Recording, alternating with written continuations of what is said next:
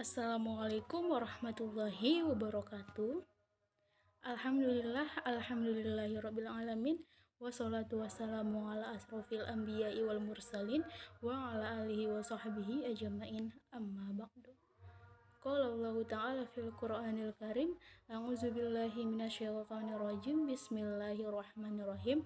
Ya ayyuhallazina amanu hal adullukum ala tijaratin tunjikum min azabin alim. Tu'minuna billahi wa rasulihi wa tujahiduna fi sabilillahi bi amwalikum wa anfusikum zalikum khairul lakum in kuntum ta'lamun. Shadaqallahul azim. Baik, pada pertemuan kali ini saya akan membahas materi tentang problem forcing dalam pembelajaran matematika. Nah, sebelumnya saya akan memperkenalkan diri. Nama saya Siti Asyah Rangkuti dengan NPM 2006030024. Prodi Pendidikan Matematika semester 4A dengan mata kuliah Desain dan Pengembangan Evaluasi Pembelajaran Matematika. Dan yang saya hormati Ibu dosen pengampu, Ibu Isra Maharani MPD. Nah, selanjutnya kita akan masuk ke pengertian problem posing.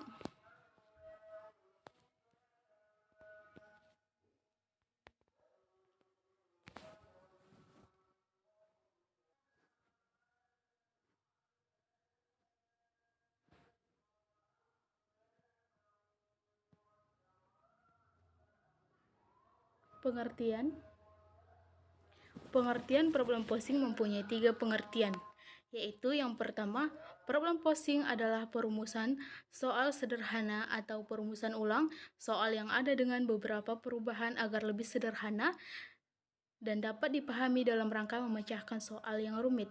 Yang kedua, problem posing adalah perumusan soal yang berkaitan dengan syarat-syarat pada soal yang telah dipecahkan dalam rangka mencari alternatif pemecahan lain, atau sama dengan mengkaji kembali langkah problem solving yang telah dilakukan. Dan yang ketiga, problem forcing adalah merumuskan atau membuat soal dari situasi yang diberikan.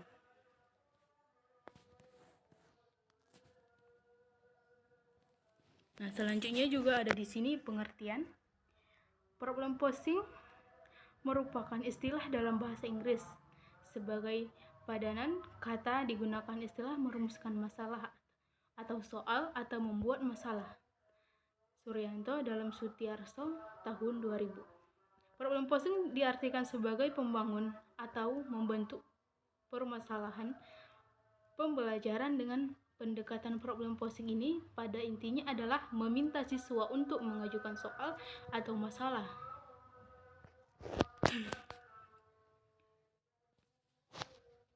Selanjutnya, berdasarkan uraian-uraian yang telah dikemukakan di atas, maka dirumuskan pengertian problem posing adalah perumusan atau pembuatan masalah atau soal sendiri oleh siswa berdasarkan stimulus yang diberikan. Nah, di sini ada tertera jenis problem posing. Yang pertama, problem posing bebas. Siswa diberikan kesempatan yang seluas-luasnya untuk mengajukan soal sesuai dengan apa yang dikehendaki. Siswa dapat menggunakan fenomena dalam kehidupan sehari-hari sebagai acuan untuk mengajukan soal. Yang kedua, problem posing semi terstruktur. Siswa diberikan situasi atau informasi terbuka. Kemudian siswa diminta untuk mengajukan soal dengan mengkaitkan informasi dengan pengetahuan yang sudah dimilikinya.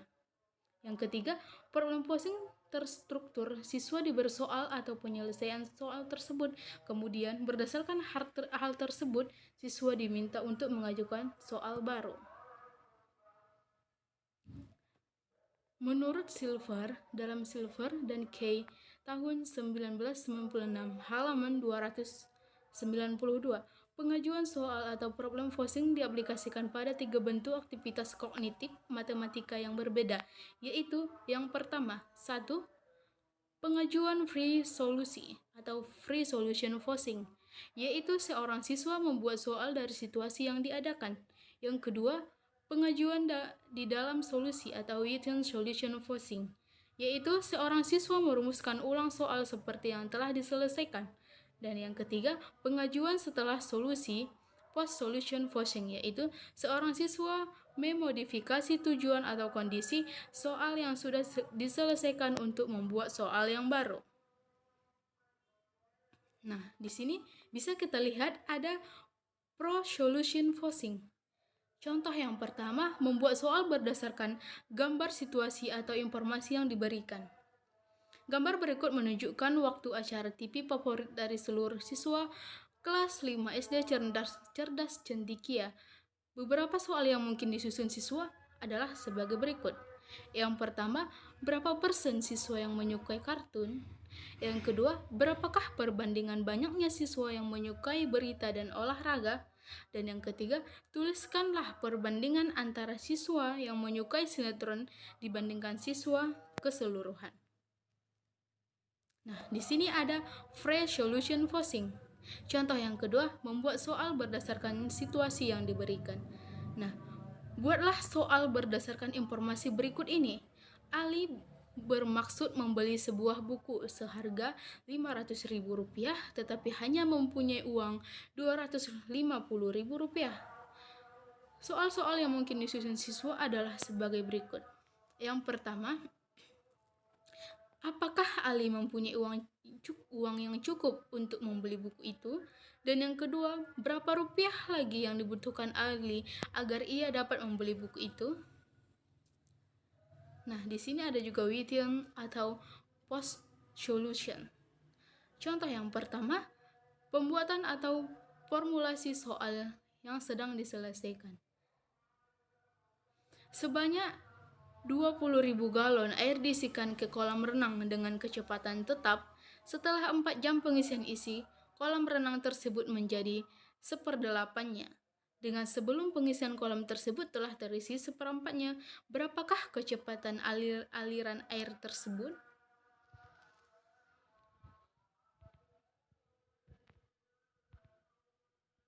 Post solution forcing. Contoh yang pertama, siswa memodifikasi atau merevisi tujuan atau kondisi soal yang telah diselesaikan untuk menghasilkan soal-soal yang baru lebih menantang. Luas persegi panjang dengan panjang 2 meter dan lebar 4 meter adalah 8 cm pangkat 2. Soal-soal yang dapat disusun adalah, nah di sini ada soal metode problem posing. Untuk soal yang pertama, untuk membuat 3 buah roti diperlukan 4 kg tepung terigu. Jika roti yang akan dibuat sebanyak 15 buah, berapakah tepung terigu yang harus diperlukan? Nah, di sini ada posing yang pertama.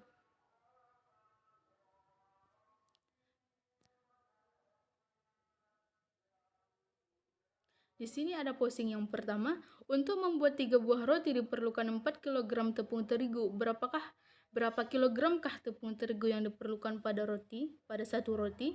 Nah, yang kedua, posing kedua, untuk membuat 3 buah roti diperlukan 4 kg tepung terigu. Jika 5 buah roti diperlukan 7 kg tepung terigu, berapa selisih tepung terigu tersebut? Posing yang ketiga, untuk membuat 3 buah roti diperlukan 4 kg tepung terigu. Harga per kilogram tepung terigu Rp2.000. Berapakah harga sebuah roti agar modal pembelian tepung terigu dapat kembali? Posing ketiga, untuk membuat 3 buah roti diperlukan 4 kg tepung terigu. Jika terdapat 20 kg tepung terigu, berapakah roti yang dapat diproduksi? Soal masalah terbuka. Dari soal yang tadi dapat kita selesaikan. Untuk membuat roti diperlukan 4 kg tepung terigu. Berapa roti dihasilkan jika terdapat 20 kg tepung terigu? Alternatif jawaban pertama, misalkan satu buah roti memerlukan 4 kg tepung terigu. Di sini kita membuat jalannya.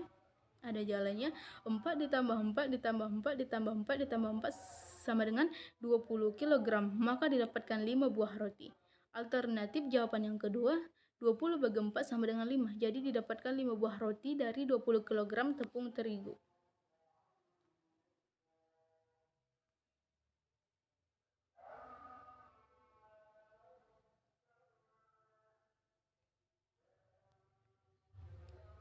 Nah, di sini ada langkah-langkah problem posing. Yang pertama, adanya kegiatan perumusan soal yang dibuat oleh setiap siswa setelah selesai pembahasan suatu materi. Yang kedua, guru terlebih dahulu memberi contoh tentang cara membuat soal dan memberikan beberapa situasi atau informasi yang berkenan dengan materi pembelajaran yang sudah disajikan. Yang ketiga, selanjutnya berdasarkan situasi tersebut, siswa diminta untuk membuat soal yang berkaitan dengan situasi dan diminta untuk menyelesaikan soal mereka sendiri. Di sini ada contoh langkah-langkah pembelajaran problem posing. Yang pertama, guru menyampaikan tujuan pembelajaran.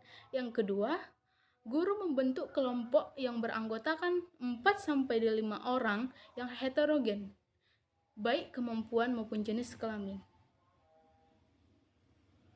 Yang ketiga, guru membagi materi yang berbeda untuk dirangkum, namun masih dalam konsep yang sama.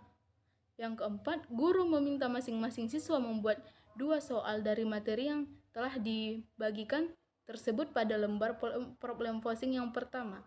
Dan yang kelima, siswa berdiskusi kelompok untuk mencari penyelesaian dari soal yang telah dibuat pada lembar problem posing yang pertama.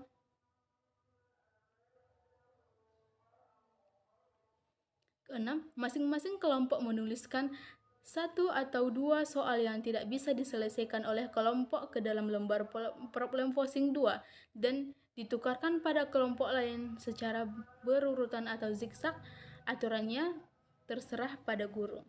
Yang ketujuh, masing-masing kelompok berdiskusi mencarikan hasil atau penyelesaian dari lembar problem posing kedua.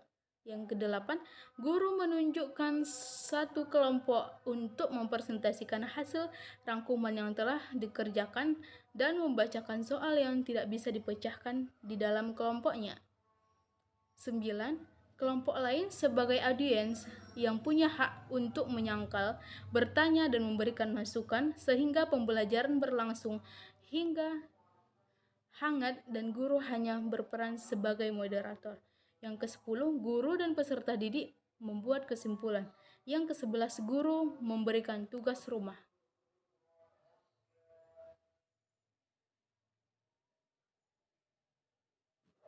Nah, di sini ada kelebihan model pembelajaran problem posing. Yang pertama, siswa aktif dalam kegiatan pembelajaran. Yang kedua, minat yang positif terhadap matematika. Yang ketiga, membantu siswa untuk melihat permasalahan yang ada sehingga meningkatkan kemampuan menyelesaikan masalah. Yang keempat, memunculkan ide yang kreatif dari dalam mengajukan soal. Yang kelima, mengetahui proses bagaimana cara siswa memecahkan masalah. Nah, di sini juga ada kelemahan model pembelajaran problem posing. Yang pertama itu ada membutuhkan waktu yang lama. Yang kedua, perlu ditunjang oleh buku yang dapat dijadikan pemahaman dalam kegiatan belajar, terutama membuat soal. Nah, di sini saya akan membacakan kesimpulan dari problem posing pembelajaran matematika tersebut. Problem posing merupakan suatu model pembelajaran yang menekankan pada kegiatan merumuskan masalah untuk membina siswa sehingga dapat meningkatkan kemampuan dalam menyelesaikan masalah. Nah, di sini juga belajar dengan problem posing mengandung arti bahwa siswa diajarkan untuk membuat masalah sendiri sesuai dengan situasi yang ada. Persoalan seperti ini tidak mudah bagi siswa karena dalam membentuk masalah siswa harus memikirkan, menceritakan ide-idenya dalam bentuk masalah sampai pada tahap pengungkapan melalui kegiatan diskusi secara klasikal. Baik, demikianlah yang dapat saya sampaikan materi pada hari ini. Saya mohon maaf apabila ada kesalahan dalam menyampaikan materi tersebut. Saya mohon ampun kepada Allah Subhanahu wa taala. Saya akhiri dengan nasrun minallahi wa fathun qarib wa basyiril mukminin. Wassalamualaikum warahmatullahi wabarakatuh. Terima kasih.